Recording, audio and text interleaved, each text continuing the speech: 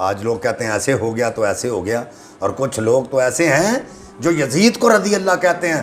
ہم کہتے ہیں ہم چاہے گناہ گار ہی کیوں نہ صحیح، لیکن دعا کرتے ہیں قیامت کے دن ہمیں مولا حسین کی صف سے اٹھائے اور ان کو یزید کی صف سے اٹھائے جو یزید کو رضی اللہ کہتے ہیں۔ یزید نے 3 سالہ حکومت میں جو بڑے کام کیے ہیں، ان کاموں کو سن کر اور دیکھ کر کوئی اس کو انسان کہنے کے بھی وہ قابل نہیں، کہلوانے کے قابل نہیں۔ بے شک ایسے ہی ہے۔ پہلا تو اس نے حسین پاک اور ان کے رفقا کو شہید کیا، دوسرا اس نے مدینہ شریف پر چڑھائی کی اور 3 دن تک مدینہ شریف میں اذان نہیں ہوئی۔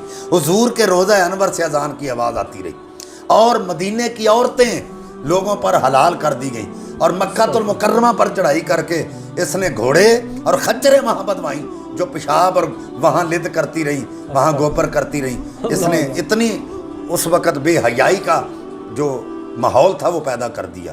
اب یہ جو باتیں ہیں یہ ساری سوچ کے اگر کوئی کہے کہ یزید رضی اللہ ہے تو پھر یزید تمہیں مبارک ہو، حسین ہمیں مبارک ہو، اس لیے کہ حسین پاک نے تو دین کا علم بلند کیا۔ بے شک لا الہ کے پڑھنے والو، لا الہ کے پڑھنے والو، لا الہ کو دیکھ لو، لا الہ تو بچ گیا، گھر لٹ گیا شبیر کا، کیونکہ لا الہ کو بچایا ہے حسین نے۔ کیا بات ہے۔ اور حضرت امام علی مقام نے ایسا سجدہ کربلا کی سرزمین پہ کیا ہے، ایسا سجدہ کسی نے نہیں کرنا، کیونکہ اس شہید کربلا پر کربلا کو ناز ہے، بے شک اس کی ہمت پر علی شیر خدا کو ناز ہے، بے شک اس نواسے پر محمد مصطفیٰ کو ناز ہے، بے شک سجدے سب نے کیے، اس کا نیا انداز ہے، کیا بات ہے۔ اس نے وہ سجدہ کیا جس پر خدا کو ناز ہے۔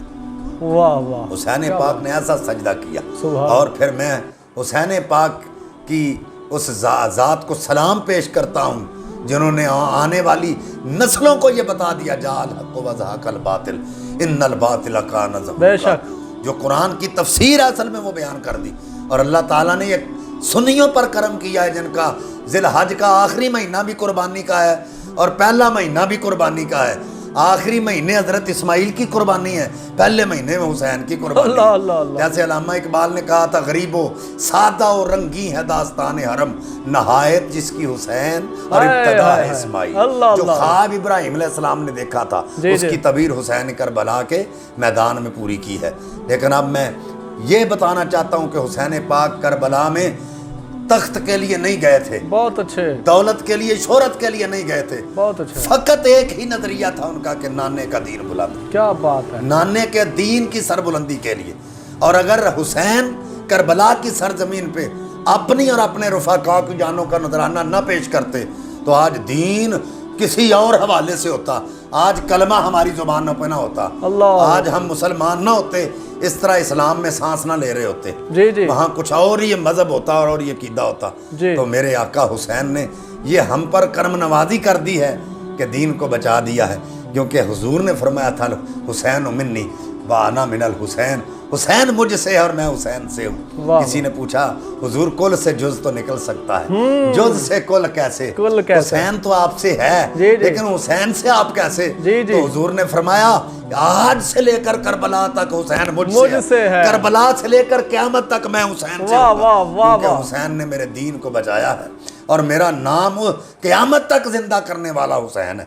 اگر حسین نہ ہو تو کربلا قیامت کے دن تک بھی کوئی محمد کا نام لینے والا نہ ہوتا۔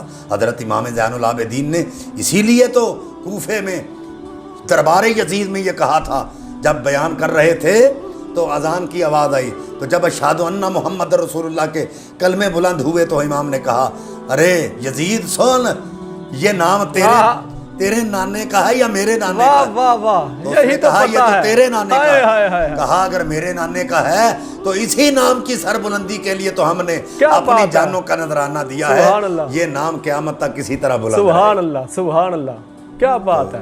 عرض یہ کرنا چاہتا ہوں کہ ہمیں حسینی، اگر ہماری سوچ حسینی ہے ہمارا کردار بھی حسینی، واہ واہ، بہت اچھے، ہماری سوچ حسینی ہے تو کردار بھی حسینی ہونا چاہیے۔ اللہ، اس حوالے سے میں عرض کرتا ہوں، آخری بات ہے